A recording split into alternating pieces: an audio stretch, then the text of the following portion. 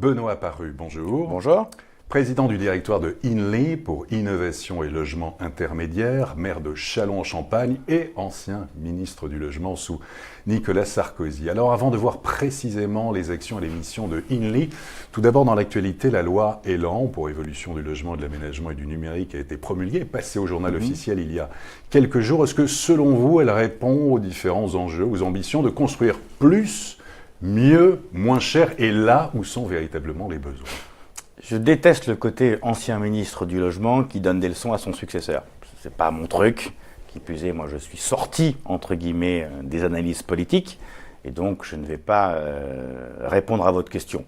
Ou plus précisément, je vais vous dire, je pense que oui, clairement ça va dans la bonne direction, que les intentions du gouvernement en la matière sont plutôt bonnes, c'est-à-dire simplifier, raccourcir, donner plus de liberté à ceux qui souhaitent produire les logements en question. Donc oui, ça me paraît plutôt aller dans la bonne direction. Donc les leviers sont là. Les leviers sont bons. On peut toujours faire plus vite, plus fort, moins vite, moins fort. Voilà, on va tous pouvoir analyser de différentes façons tout ça. Moi, je considère que ça va plutôt dans la bonne direction.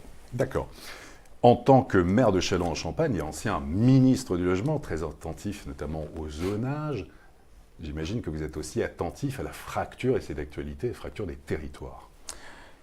C'est probablement, en tout cas de mon point de vue, le sujet le plus important que notre pays a affronté pour les 10, 20, 30 ans qui viennent. On a différentes formes de déclassement territoriaux. Vous avez une fracture désormais assez connue entre les métropoles et les villes moyennes. On voit que l'aménagement du territoire français, ça a toujours été Paris et le désert français. On est passé à Paris et le désert français, plus 6-7 métropoles. Et ces métropoles gagne en puissance, non pas au détriment de la région principale, l'Île-de-France, mais au détriment du reste du territoire. Il aurait fallu peut-être baisser un peu l'Île-de-France pour faire grossir les métropoles, parce qu'on a besoin de métropoles importantes sur la scène européenne, mais ça se fait au détriment du reste du territoire qui est aspiré vers les métropoles. Et donc, cette fracture-là est essentielle. Puis vous avez une autre fracture, moins connue je trouve, qui est la fracture de ce que je vais appeler le Grand Quart Nord-Est français. Ouais. Ce Grand Quart Nord-Est français, c'est celui qui subit depuis 40 ans la pire des crises, c'est la crise démographique. Nous perdons des habitants. Quand vous devez produire beaucoup de logements en Île-de-France, à Bordeaux ou à Nantes, vous produisez beaucoup de logements parce que vous gagnez des habitants. C'est difficile, c'est compliqué, c'est une crise de croissance. Nous, dans le quart Nord-Est, comme on perd des habitants, on a une crise de décroissance. Et pourquoi est-ce qu'on perd des habitants ? Parce que l'histoire industrielle du pays, elle est là. Depuis 40 ans, la France se désindustrialise. Tous ces emplois-là ont disparu de ces territoires et les populations s'en vont vers l'Île-de-France, la façade ouest et une partie de la Méditerranée pour effectivement aller retrouver des zones plus attractives sur le plan économique. Et donc d'un côté, vous gérez une croissance, c'est difficile, mais de l'autre, vous gérez une décroissance, c'est encore plus compliqué. C'est localement qu'il faut mener une politique du logement ? C'est pas alors, tout dépend de ce qu'on entend par localement. Ouais. Il faut des politiques du logement localisées. Vous ne pouvez pas mener la même politique à Paris ou à Saint-Étienne. C'est juste impossible, totalement orthogonal que de le faire comme tel. Et donc, nous devons localiser les politiques du logement. Est-ce que ça veut dire pour autant qu'il faut que l'État lâche la main au territoire ? Là, j'en suis moins convaincu. Je suis un décentralisateur, oui. Mais là, j'ai besoin de la main de l'État. J'ai besoin de la régulation de l'État. Seul l'État peut faire de l'aménagement du territoire. Et donc, je pense qu'il faut des politiques localisées, mais qui restent dans la main de l'État pour avoir une régulation. Quels sont les moyens, selon vous, les plus efficaces, en tout cas les pistes à suivre, pour produire, et c'est là aussi d'actualité, du logement plus abordable ? Vous savez que la matière première principale pour faire un logement, ce n'est pas le béton, c'est le foncier. C'est le foncier. C'est le foncier qui dicte le prix. Il y a d'autres choses qui vont dicter les prix, mais c'est principalement le foncier qui dicte les prix. Et donc l'enjeu principal pour produire plus de logements à des prix abordables, c'est l'enjeu foncier. Il faut donc libérer plus de masse de foncier et essayer, et là c'est excessivement compliqué pour ne pas dire impossible, de limiter l'augmentation du foncier. Je ne suis pas un grand fanat de la régulation. Je ne suis pas un grand fanat. Enfin, de la régulation de l'État, oui, mais que l'État dise le prix du foncier maintenant c'est tant, je ne suis pas sûr que ce soit très opportun.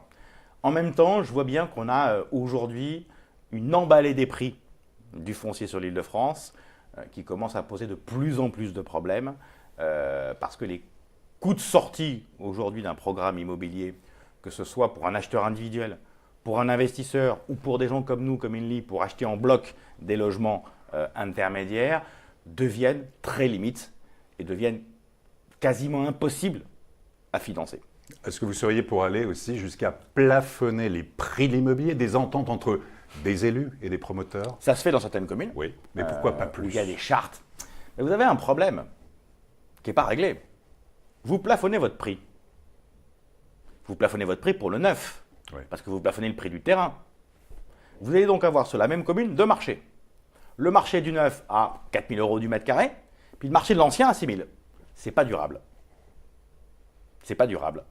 Donc ça peut faire du bien pendant un petit bout de temps. Je préfère que ce soit les collectivités locales qui le fassent par accord avec les promoteurs, plutôt que d'avoir une matrice francilienne décidée par l'État et qui dit c'est tant par commune, parce que cette régulation-là, j'y crois pas. Donc ces chartes, pourquoi pas, elles ne sont pas inintéressantes, il faut trouver le bon prix, le juste prix. Mais attention à un point, c'est que si on décorrèle le marché du neuf et le marché de l'ancien, on va rapidement avoir un problème sur les marchés en question.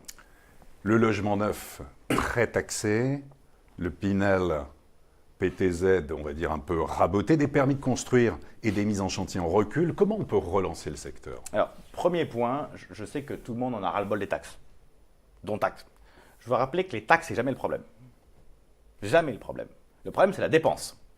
Si vous avez une taxe, c'est qu'elle correspond à une dépense. Et donc, tant qu'on restera gilet jaune ou pas, secteur de l'immobilier ou pas, focalisé exclusivement sur les taxes, on se plantera. Les taxes, c'est la conséquence d'une dépense, pas la cause. La vraie question, le vrai problème, c'est la dépense publique. Et c'est parce qu'il y a beaucoup de dépenses publiques qu'il y a beaucoup de taxes. N'inversons pas l'ordre des facteurs si on veut trouver les bonnes solutions. Premier élément. Deuxième élément, oui, il y a des taxes. Et s'il y en avait moins, ce serait sûrement mieux pour tout le monde, dont taxes. Faisons avec ce que nous avons aujourd'hui. Moi, j'ai la perception qu'aujourd'hui, sur l'Île-de-France, il y a des difficultés, bien évidemment, mais qu'on produit beaucoup plus massivement qu'hier. Quand j'ai quitté le ministère, on produisait 40 000 logements en Île-de-France, depuis 10 ans, 15 ans, 20 ans, et on n'arrivait pas à progresser. La loi sur le Grand Paris prévoyait 70 000 logements. On en fait 100 000 en Île-de-France. Donc il y a eu, via notamment le projet du Grand Paris initié par Nicolas Sarkozy, il y a eu un formidable élan de l'ensemble des acteurs, collectivités locales, promoteurs, pour effectivement booster la production en Île-de-France. On en fait 100 000 logements, c'est très bien, c'est peut-être pas assez, je ne suis pas sûr qu'on puisse en faire beaucoup plus d'ailleurs, mais 100 000 logements, si on arrive à le tenir pendant quelques années, je ne dis pas qu'on résoudra tous les problèmes en Île-de-France, mais on aura fait un grand pas en tout cas dans ce chemin-là. Quelle est l'ambition justement d'INLI, Innovation et Logement Intermédiaire en Île-de-France? Quelle est sa mission? INLI est une société filiale du groupe Action Logement. Le groupe Action Logement fait principalement du logement social. Et puis il a une filiale qui fonctionne sur un mode totalement privé, qui fait du logement intermédiaire. C'est INLI. Le groupe nous a demandé de répondre à une équation impossible en Île-de-France. Comment on loge la classe moyenne? Celle qui est trop riche pour aller dans le social, mais qui n'arrive pas à se loger de façon correcte dans le privé. Et donc, c'est de reprendre ce marché-là, qui a existé il y a 30 ans, qui n'existe plus, pour produire dans les 10 ans qui viennent 80 000 logements intermédiaires, ce qui représente un investissement grosso modo de 18 milliards d'euros pour la société. C'est l'ambition d'ici 2025. C'est l'ambition d'ici 2025. Ouais. Notre ambition, dans les 10 ans qui viennent, ce ne sera peut-être pas 2025, mais dans les 10 ans qui viennent, c'est de produire ces 80 000 logements intermédiaires, d'investir 18 milliards d'euros pour acheter des logements aux promoteurs ou les faire nous-mêmes, avec un objectif de faire 8 000 logements par an. C'est un formidable challenge que de recréer un marché complet qui n'existe plus en Île-de-France. Et en même temps, c'est répondre à une vraie utilité sociale, celle de cette fameuse classe moyenne qui n'a jamais accès ni à l'un ni à l'autre, qui du coup se trouve éloignée du cœur de la capitale et donc éloignée de son travail parce qu'elle est obligée d'aller très loin de Paris pour pouvoir se loger correctement. C'est ça l'enjeu qui est le nôtre. Au-delà de l'Île-de-France aussi, c'est de s'étendre dans différents territoires. Nous avons des sociétés sœurs, ouais. Filiales du groupe Action Logement également, dans les grandes métropoles françaises, à Strasbourg, à Lyon, à Marseille, à Nice, à Bordeaux, à Toulouse, à Montpellier. 4 sociétés qui prennent chacun un bout du reste du territoire. Mais l'enjeu principal, il est francilien. Parce que c'est en Île-de-France que vous avez un écart très important entre les prix du privé et les prix du social. Prenons un exemple très concret. À Paris, en Île-de-France, pardon, le logement social, en moyenne, c'est 8 euros du mètre carré. C'est max 13 euros du mètre carré. Le prix du privé à Paris, c'est 30. On voit bien qu'entre 13 et 30 euros du mètre carré mensuel pour un appartement à louer, cet écart-là désolvabilise toute une partie de clientèle. De la classe moyenne qui va gagner 2500, 3000 euros, 3500 euros par mois, ne peut pas se loger dans le social parce qu'elle a des revenus trop élevés, et c'est normal. Le social doit être réservé à ceux qui gagnent moins d'argent. Mais à 3500 euros par mois à Paris, c'est un très beau salaire, mais il est impossible de trouver un appartement locatif à ce revenu-là. Et donc, notre objectif, c'est bien de recréer ce marché-là pour éviter que ces populations-là soient obligées de faire 1 heure, 1 heure et demie de transport tous les jours pour aller travailler. Et puis pour terminer, dans Inly, il y a innovation. En quoi le numérique peut-il contribuer justement à faciliter cette approche par rapport au logement? Le numérique peut changer beaucoup de choses. On a, nous, créé notre propre incubateur en sélectionnant des startups qui sont dans nos bureaux pour évidemment les aider à se développer, pour aussi avoir un peu cette culture startup au sein de nos collaborateurs. Ça marche très bien.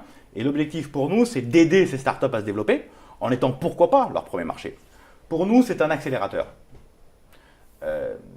On a la nécessité de se transformer pour s'adapter à notre clientèle. On a une clientèle de plus en plus jeune, tant mieux. On cible les jeunes actifs. Et ces jeunes actifs, ils ont envie de tout faire sur leur smartphone. Ils ont envie de pouvoir signer leur contrat locatif dessus, de pouvoir visiter l'appartement dessus, de pouvoir faire l'état des lieux dessus, et donc d'aller beaucoup plus vite. Quand on va plus vite, on gagne un peu d'argent. Et cet argent-là qu'on gagne, on peut le réinvestir pour produire plus de logements. Donc cet enjeu de pouvoir automatiser toute une série de tâches, signer le bail, visiter le logement, faire l'état des lieux, si on arrive à l'automatiser via le numérique, on gagne du temps. En gagnant du temps, on gagne de la rentabilité. Et cette rentabilité, elle n'est pas faite pour servir un actionnaire, elle est faite pour produire plus de logements, parce que le groupe Action Logement reste dans l'intérêt général. Il a cette philosophie, il a cette ambition-là. Et donc, tout le numérique nous fait gagner du temps, nous permet de répondre mieux à une clientèle qui a ce type de demande-là, qui a ce type d'habitude de consommation-là. Il faut lui répondre. Benoît Paru, merci beaucoup. Merci à vous. Et à très bientôt pour une prochaine édition du Club Imo.